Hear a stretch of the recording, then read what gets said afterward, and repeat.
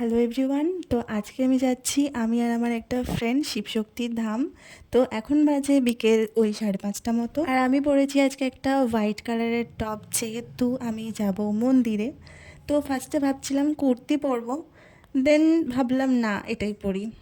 তো এই যে চলে এসেছি আমরা মন্দিরে, শিবশক্তি ধামের গেটের সামনে বড় বড় করে লেখা শিবশক্তি ধাম। আমি যখন কলেজে পড়তাম তখন এই মন্দিরটার ওপর দিয়ে যেতাম, অনেকবার ভেবেছি আসবো আসবো করে আসা হয় না, ফাইনালি এলাম।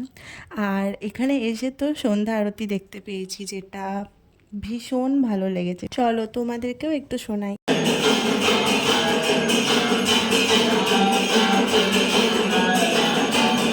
মন্দিরে যখন ঢুকলাম তখন এতটাও ভিড় ছিল না, কিন্তু এখন দেখতে পাচ্ছ তোমরা অনেক ভিড় হয়ে গেছে। সন্ধে নামার পরই কিন্তু এখানে ভিড়টা বাড়লো।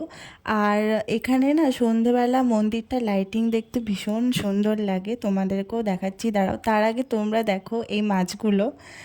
এখানে অনেকেই মাছগুলোর জন্য খাবার দিচ্ছিল, আর সেটাই আমি ক্যাপচার করলাম। আর ওই দেখো মন্দিরটা কত সুন্দর লাগছে। মন্দির থেকে বেরিয়ে আমরা খেলাম ভাঁড়ের চা, যেটা আমার অ্যাজ অলওয়েজ দারুণ লাগে। তারপরে আমরা চলে এলাম ওয়াইএফসিতে, এখানে ফ্রাইড চিকেন খাবো বলে।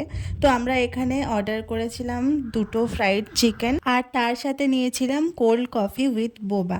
ফ্রাইড চিকেনটা আমার এত ভালো লেগেছে, আমি সেকেন্ড টাইম গেলেই ফ্রাইড চিকেনের জন্যই যাব। কোল্ড কফি উইথ বোবাটা আমার ওকে ওকে লেগেছে। আজকে আমার মিনি ব্লগটা এতটাই, দেখা হবে তোমাদের সাথে পরের একটা ব্লগে। টাটা।